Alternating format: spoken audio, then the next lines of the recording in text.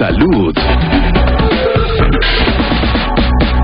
Las fobias, este es el tema que vamos a estar tocando ya nomás con nuestra especialista, y tenemos una producción para poder entrar en el tema y luego disipar todas las dudas con el doctor que nos acompaña. Las cosas más bellas de esta creación son las flores y ella. Sigue, Robert, sigue, vamos. Tiene que seguir cantando.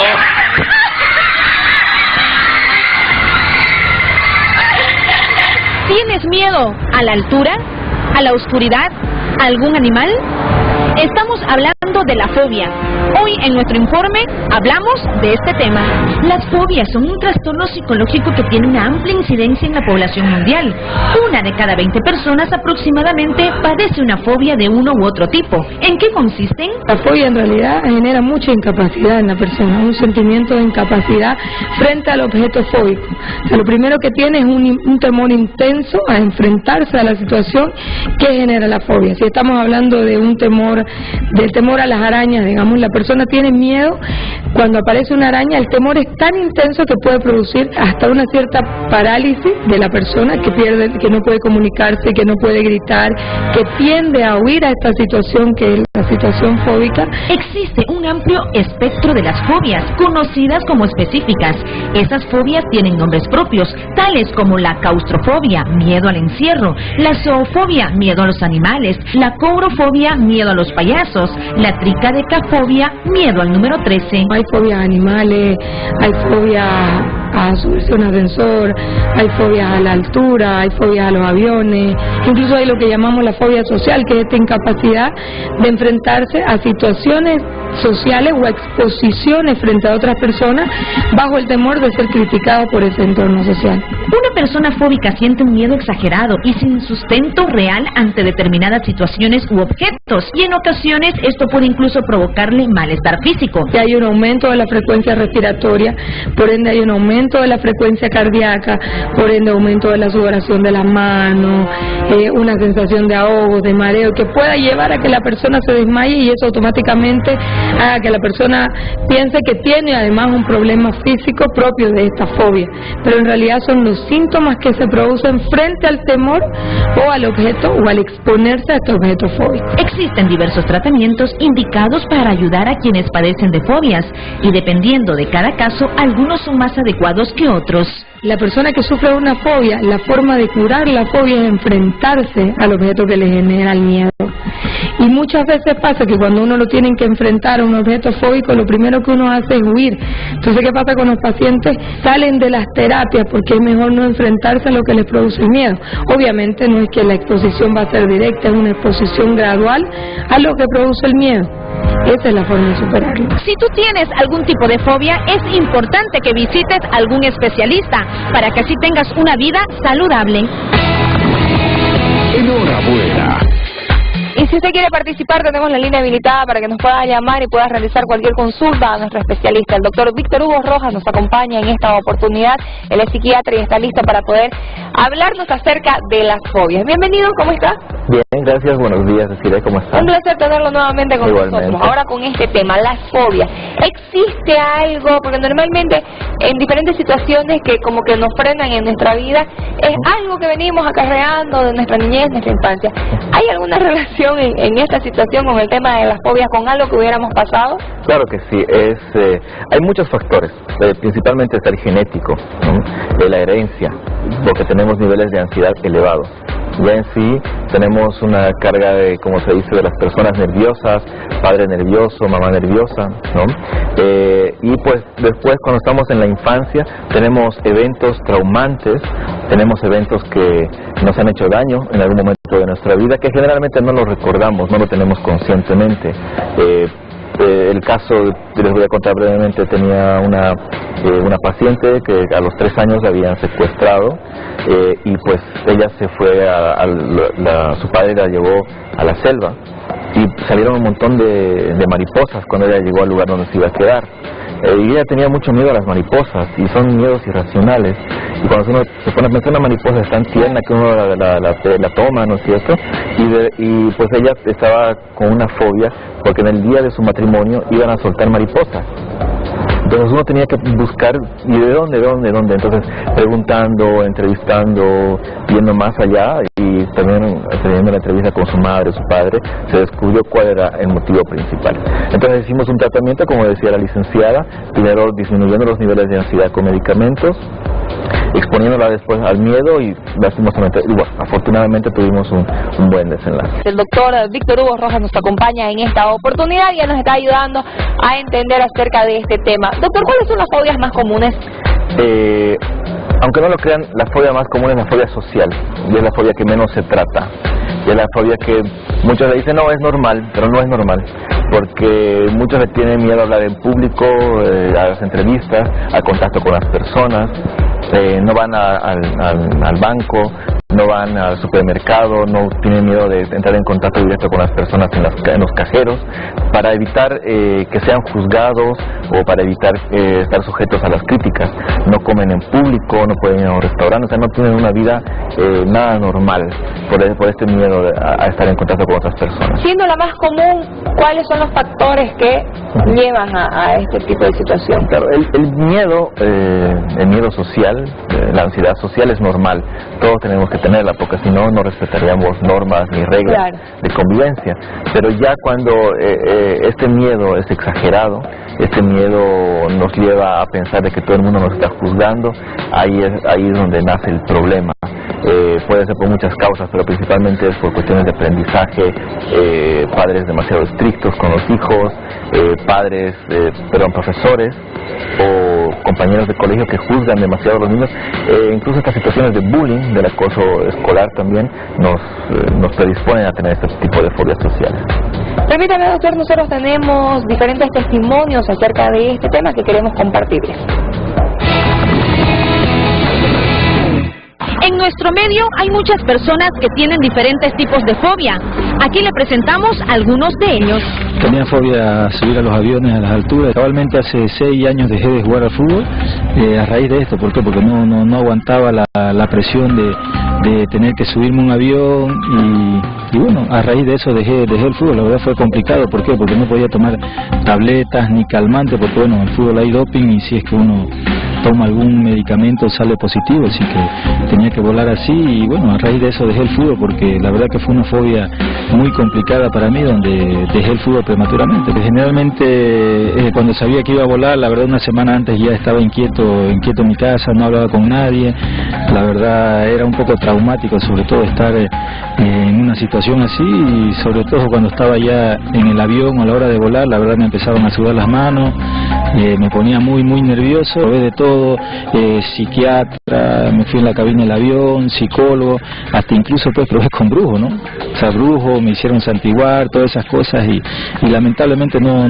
me pude recuperar y no me pasó, así que preferí la familia antes que el trabajo y me retiré y disfruté de mi familia. Yo sufro de claustrofobia, me cuesta mucho estar en lugares pequeños, por eso tengo ciertas actitudes en la vida que son de gente que le gusta estar en lugares abiertos, le gusta viajar, a mí no me gusta estar mucho en lugares pequeños o sentada o en un elevador mucho tiempo. Yo le tengo fobia a las ratas. Como pudieron ver en Esto es Guerra, no sé si vieron el programa donde me metieron en una tina de rata, empecé a temblar, a sudar, me puse nervioso, no sabía qué hacer, así estaba mucho miedo. ¿Vos sabías que tenías este tipo de fobia? Sí, yo sabía. La verdad que primera vez que me enfrento y síntomas, empecé a temblar, me puse nervioso, me salí corriendo, mirá, hasta ahorita me raspé aquí por salir corriendo. Tuve 10 minutos después todavía nervioso, pero después me pasó, pero no lo vuelvo a hacer, ¿no? Enhorabuena. Doctor, ahí escuchábamos diferentes casos, el caso extremo de este exjugador de fútbol que decidió retirarse porque no pudo recuperarse, no pudo en realidad superar su miedo o fobia a volar. Entonces dejó de lado toda una profesión, dejó de lado una carrera porque no pudo de verdad superarlo. Y en otro caso que hablábamos escuchábamos nuestro amigo de Esto es Guerra, ¿no es cierto? sobre el miedo que tenía a las ratas, que temblaba, que era lo que nos explicaba Rodrigo. ¿Cuál es la diferencia entre el miedo común y la fobia? Ya. El miedo común es de cierta manera razonable. Quiere decir que yo le puedo tener miedo, en este caso entra un león, todos vamos a saltar, porque es razonable, mi vida está en peligro, entonces yo tengo que reaccionar, o si no me viene, por decirle, un auto que se me pasó de repente, ese es el miedo normal. Y luego este miedo desaparece, se va el estímulo, se va el león, se va el tráfico y mi miedo desaparece, yo vuelvo a hacer mi vida cotidiana, normal, rutinaria, pero la fobia es constante, es algo mental, estoy todo el tiempo pensando en evitar esa situación y cuando ocurre la situación se desata el desastre, ¿no? de yo reaccionar así como vemos el muchacho que le pasó en el programa, ¿no? Que le pusieron la rata, es una cosa pequeña. Personalmente yo he manipulado muchas ratas por la cuestión de la experimentación y pues son animalitos totalmente indefensos, no pueden llegar a matar a nada, y especialmente estas ratas blanquitas, las ratas son limpias, genéticamente diseñadas para no hacer nada, hasta pueden ser mascotas, pero por alguna cuestión de aprendizaje, por una cuestión de mitos, malos entendidos acerca de lo que es un animalito pequeño, se reacciona de esa manera, ¿no? Que por ejemplo es con los chulupis y los grillos. También, exactamente. Entonces, estos miedos, como les digo, nacen incluso desde la niñez, desde la infancia, que uno sin darse cuenta le metieron el miedo al chulupi, le metieron miedo a la rata, etcétera. A veces son tan instintivos también para uno poder defenderse, ¿no? Frente a estos bichos. Pero tenemos otras fobias específicas, como veíamos en los ejemplos, el miedo a volar, ¿no es cierto?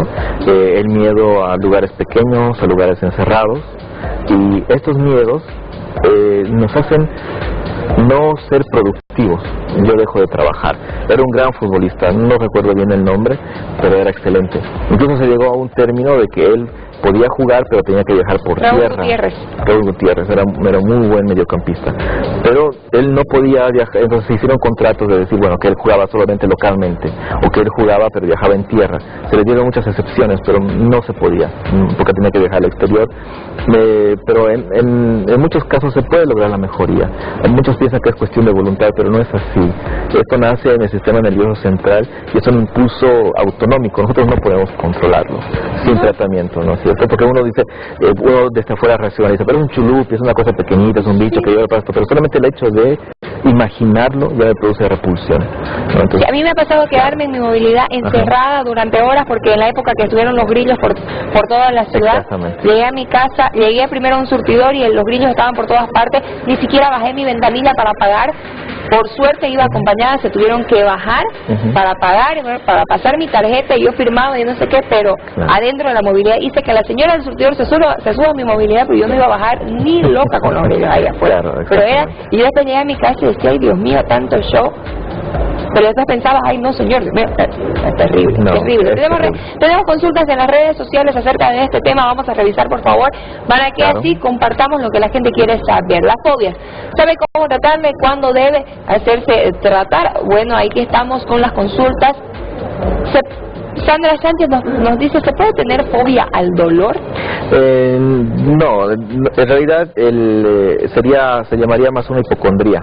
La hipocondría es el miedo a tener enfermedades, el hecho de yo fabricarme enfermedades en mi mente. Pasa, qué sé yo, por ejemplo, la chikungunya que está de moda ahora, ¿no? Entonces yo tengo algún tipo de dolor en el cuerpo y ya pienso, ya estoy imaginando, pienso que me voy a enfermar. Exactamente, ¿no? Eso sería otro tipo de ansiedad, pero no entraría dentro de las fobias, ¿no? Es otro tipo, o sea, muy alejados, muy lejos de este tema que estamos tocando ahora. Son como primos, por decirlo, ¿no? Dentro del espectro grande que son los trastornos de ansiedad, pero estamos hablando de las fobias específicas, y en este caso sería una hipocondría. ¿Qué papel juega la familia dentro del tema de las fobias? Juega un papel muy importante, incluso desde la niñez. A veces tenemos un niño y este niño le tiene miedo a las gradas, a las alturas, por decirlo, ¿no? O miedo a la oscuridad. Y nosotros le decimos, porque tú seas tonto, yo te estoy protegiendo, yo te estoy cuidando, como le vas a tener miedo a la oscuridad o miedo a entrar al baño. Y entonces los niños empiezan a contener su vejiga y empiezan a hacerse pis en en su ropa interior, ¿no es cierto? O a casos más elevados de ansiedad empiezan a tener encopresis, que es hacerse cajita en la noche, Claro. ¿no? Pero si uno como padre explica, comprende la situación, entonces el niño no va a tener ningún problema, o va a tener menos probabilidad de desarrollar un problema o miedo a la noche o al lugar encerrado cuando sea adulto, ¿no? Claro que sí. En cambio, si el padre es castigador, que no comprende y deja pasar esto, entonces se va sumando. Y la familia también, cuando se desarrolla la enfermedad, es comprender, ¿no? Como en el caso de Raúl Gutiérrez, se trató de comprender al máximo, no solamente la familia, sino también la sociedad, sus empleadores, los hinchas tal vez también, ¿no? Pero al final no terminó muy bien la historia, pero él por lo menos está con la familia, Claro. que es lo más importante en estos casos. Ahorita, por favor, tenemos una llamada. Estela Gómez se encuentra en la línea. Muy buenos días, adelante con su consulta. Hola, sí, buenos días. Hola, buenos días. Adelante, Estela, la escuchamos. Yo quería preguntarle porque al principio del programa dijo una doctora. ¿Hola? ¿Hola? Sí, la estamos escuchando, Estela. Ya, al principio del programa una doctora dijo que la mejor forma de curarse, ¿no? Sería enfrentarse a estas fobias, enfrentarse a esos temores que casi siempre escapamos. Sin embargo, y luego ella dijo que algunas de las consecuencias de este mismo temor es que uno se acelera el corazón, bueno, hasta puede desmayarse la persona al enfrentarlo. En mi caso, yo le tengo terror a las alturas. Por ejemplo, incluso cuando vamos con mi familia, no me animé a subir al segundo piso del shopping porque es todo blanco, no sé, me entró un pánico y no pude subir al cine, que quedaba en el último piso, ¿no? Entonces eso me pone muy nerviosa, me da un pánico terrible. Yo trato de ir, he ido varias veces incluso sola, pero no puedo, y al contrario siento que me tiemblan las piernas. Yo tengo problemas de taquicardia, entonces quería saber si en realidad es bueno hacerlo, enfrentar o buscar, no sé, otra ayuda, y si esto sería neurológico o psicológico. Muchísimas gracias, Estela, por la confianza a través de esa su consulta. Estela, muchas gracias por haber llamado. Y la verdad ha hecho un ejemplo bastante común y bien detallado de lo que es las consecuencias de la fobia. La fobia es una enfermedad neurobiológica. No podemos separar la mente del cerebro. La mente está dentro del cerebro y el cerebro también depende de cómo racionalice la mente. Es una cuestión compleja, pero para que me entienda y quede claro para toda la gente en general, estas enfermedades son enfermedades médicas, son enfermedades reales, son enfermedades neurobiológicas, ¿sí? Entonces tenemos que tratar tanto la parte neurológica como la parte psicológica. ¿Por qué? Porque la licenciada bien decía que la mejor manera de superar los miedos es enfrentarlos, es así, pero muchas veces no podemos hacerlo solos. Esta cámara comentábamos con Desiree que muchos de nosotros cuando somos adolescentes tenemos la fobia social, ¿no? Pero uno, por sus mismos recursos, por la fuerza de voluntad que uno pone al máximo, a veces logra superarlo, pero en la mayoría de los casos necesitamos una ayuda profesional, y la ayuda profesional con un psicólogo, un psiquiatra, un médico, etcétera, va a catalogar qué grado de intervención necesitamos. Podemos hacerlo con una psicoterapia, ejercicios de relajación, o llegar a este punto que a veces es muy necesario y es el común de los casos, que empezar a utilizar medicación para reducir la ansiedad, y después juntamente con psicoterapia vencemos los miedos y empezamos a racionalizar esto que generalmente no tiene una causa, no tiene algo aparente por que tenemos que preocuparnos. Junior Alba se encuentra en la línea, doctor, permítame por favor. Claro. Muy buenos días, adelante con su consulta, Junior. Buen día, doctor. Yo quería consultarle si después de un cuadro de estrés agudo, recién el 12 de abril, soy natural de alguna fobia, como agorafobia, pánico, ansiedad, y cuánto tiempo demora eso, comenzado el tratamiento, en regularse. Muy buena tu pregunta, y cuando tú me estabas mencionando esto, recordé el caso de una paciente que entró a un quirófano pero tuvo complicaciones, desafortunadamente, y ella lo que recuerda de este evento traumático son las agujas. Entonces ella desarrolló la fobia específica a las agujas. Entonces veía una aguja cualquiera, ya sea una jeringa, una aguja de costura, y ella desencadenaba todo este sentimiento vital de miedo, de muerte inminente, que algo malo le iba a pasar. Ahora, lo que hicimos, y en el caso de Junior también se puede hacer, es valorar el grado de severidad de esta fobia específica, y generalmente es un tratamiento largo. No es el tejido nervioso, no es como la piel. Yo me corto la piel y en 7 días, bueno, en 2 semanas máximo, ya nos mejoramos, pero el sistema nervioso, el cerebro tarda mucho más tiempo, y estamos hablando aproximadamente, generalmente lo que tratamos es de 4 a 6 meses, con un tratamiento seguido, ¿no? Y ya vamos a empezar a ver resultados, pero los resultados reales es que la persona ya no sienta ningún miedo y puede hacer una vida normal.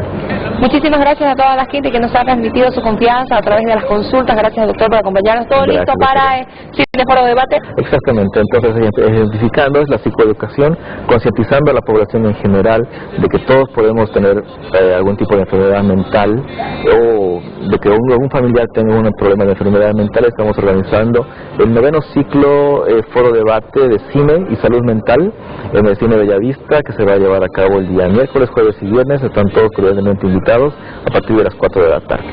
Mayores de 16 años en adelante, todos. Para mayores de 16 años con criterio formado. Perfecto, muchísimas gracias, doctor, y que le vaya bien. Igualmente. Gracias. Hasta aquí llegamos en nuestro sector de salud. Salud.